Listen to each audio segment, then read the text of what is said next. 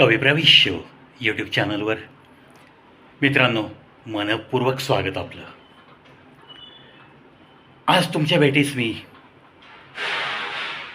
एक अगदी 1 जून या दिवशी घडलेली दुःखदायक घटना घेऊन आलोय.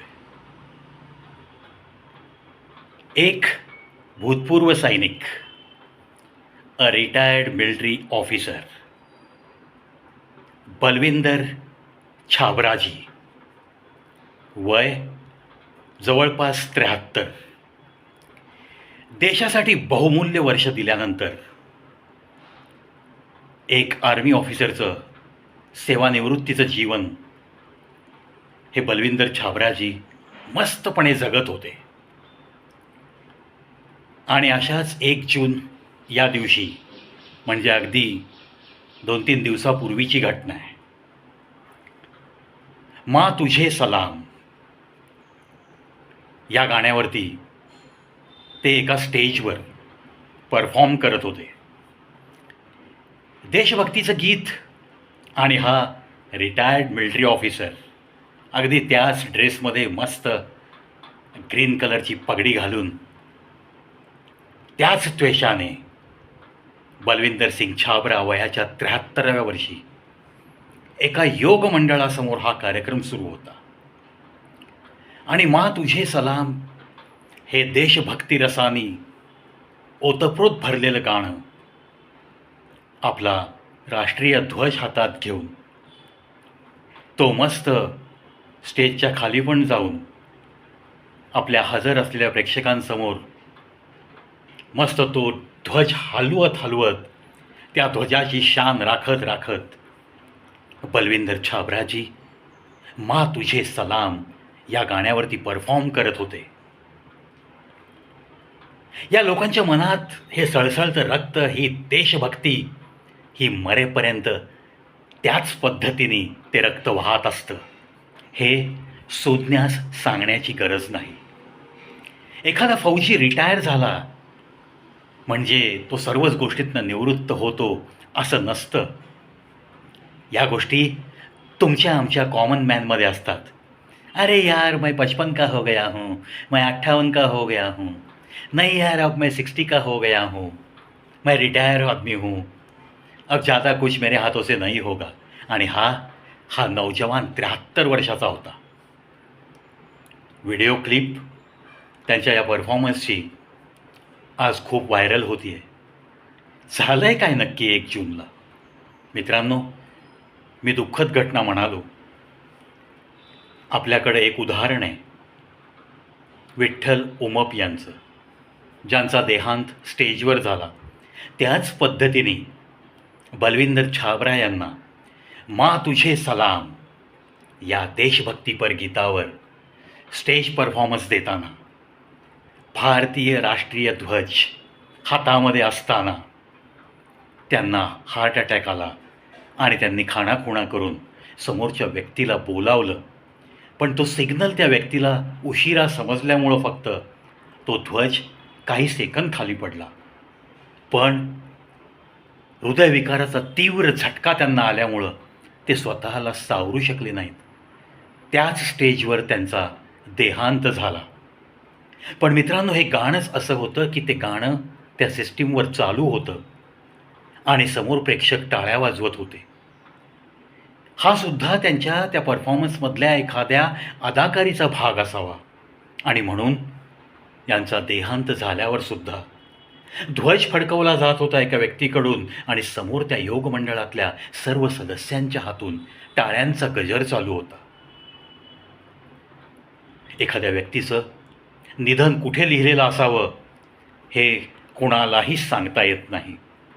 पण एखाद्या या आर्मी ऑफिसरला तोच ड्रेस परिधान करून माँ तुझे सलाम या देशभक्तीवर ओतप्रोत भरलेल्या या देशभक्तीच्या गाण्याच्या परफॉर्मन्सच्या वेळेस स्टेजवरती त्याचा मृत्यू व्हावा, त्याला देहांत यावा, त्यांना एक सिव्हिअर हार्ट अटॅक यावा आणि इलाज करण्याची कोणतीही मुभा नाही मिळावी.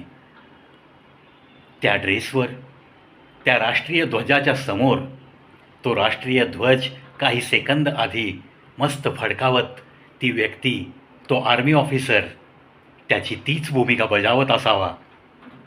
काय योग असतात ना. मनापासून देशभक्ती करणाऱ्याला असं स्टेजवरती एका कलाकाराच्या भूमिकेत तो ड्रेस घातलेला असताना, देशभक्तीचं गाणं चालू असताना तो या दुनियेला अलविदा करतो. मी तर म्हणेन, रणांगणातल्या त्यांच्या त्या शहीद होण्याला जितका अर्थ आहे ना, तितकाच अर्थ त्यांच्या या परफॉर्मन्स करताना जो त्यांच्यावर मृत्यूने घाला घातला आहे, या मृत्यूलाही तेवढंच महत्त्व आहे. मा तुझे सलाम असं म्हणत म्हणत एका आईचं लेकरू त्या स्टेजवर कोसळतं काय, आणि 10-5 सेकंदात त्याचा सर्व हिशोब इथला संपतो काय. अतिशय वाईट वाटण्यासारखी घटना. डोळे पाणावत आहेत. तो व्हिडिओ बघताना कधी आसवं टपकली हे कळलंच नाही.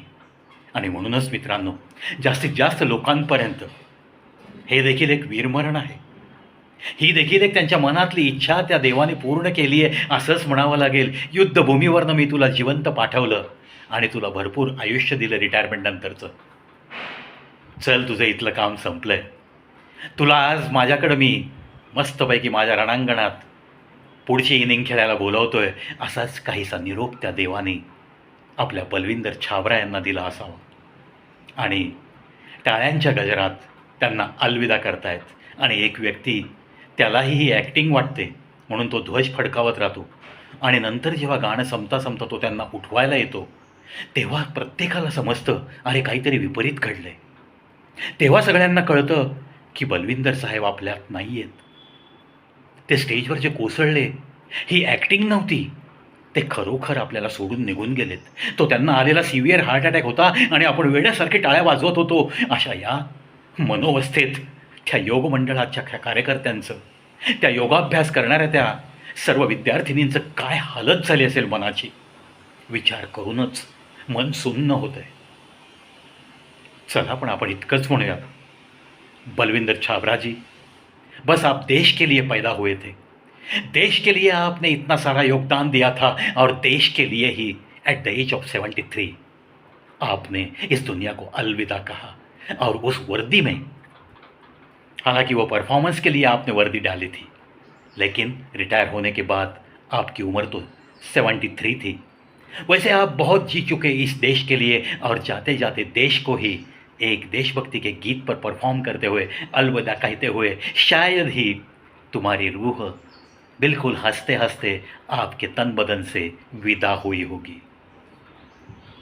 एक सोल्जर का सुपूत होने के नाते इनकी मौत का ये जो एहसास है, इन्हें मौत ने जो स्टेज पे गले लगाया है, उसका एक कलाकार होने के नाते जो मेरे दिल में एहसास है, और वर्दी में परफॉर्म करते हुए जब कोई कलाकार, जब कोई आर्मी ऑफिसर ऐसे चल देता है, तो ये बहुत बहुत, वैसे कहा जाए तो तकलीफ़ देने वाली बात है, मगर वैसे कहा जाए तो ये एक खुशी की मृत्यु है. क्योंकि मैंने मेरे पिताजी का देहांत भी इन आँखों से देखा है.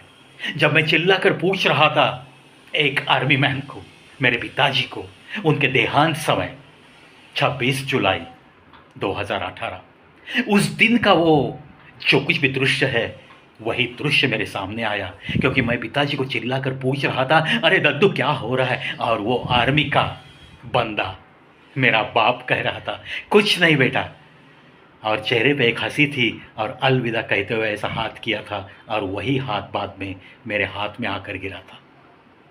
ये होती है जिंदा दिली आर्मी के लोगों की. ना ये हमारे बलविंदर चिल्लाए, ना मेरा बाप कभी चिल्लाया मौत के समय. ये खासियत होती है इन लोगों की. अरे मौत को भी गले लगाते हैं तो हंसते हंसते गले लगाते हैं. गीत गाते हुए बलविंदर छाबरा जी ने इस दुनिया को अलविदा कहा. चलो, उनके परिवार के दुख में मैं भी शामिल हूँ. हम सब मिलकर उनके परिवार के दुख में शामिल हो जाएंगे. थोड़ा बहुत उनका दुख हल्का करने की कोशिश करेंगे. बलविंदर छाबरा जी, फिजिकली सिर्फ आप इस दुनिया को अलविदा कहते हो. Every army officer, every army man, every navy man, every air force man, तहे दिल से मैं ऐसे लोगों को कड़क सैल्यूट करता हूँ जो देश के लिए जान निछावर करने के लिए तैयार रहते हैं और 20, 22, 25, 30 साल अपने देश के लिए देते हैं. जवानी कुर्बान कर देते हैं अपने देश के लिए। ऐसे ही थे बलविंदर छाबड़ा जी, और इसलिए उनके देहांत के बारे में मैं तो संवेदनशील तो हूँ, उनके परिवार के साथ हूँ, और हम सब मिलके उनके परिवार के साथ ही रहेंगे। बस इतना ही एहसास उस परिवार को देने, इतना ही तो हम कर सकते हैं, बाकी क्या कर सकते हैं।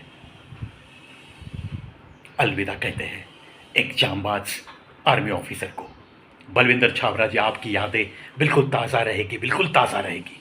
माँ तुझे सलाम, ये गीत जहाँ जहाँ बजेगा वहाँ वहाँ आपकी याद ताज़ा रहकर उन लोगों को आपकी याद दिलाती रहेगी। बलविंदर छाबड़ा जी को प्रवी का कड़क सैल्यूट, कड़क सैल्यूट।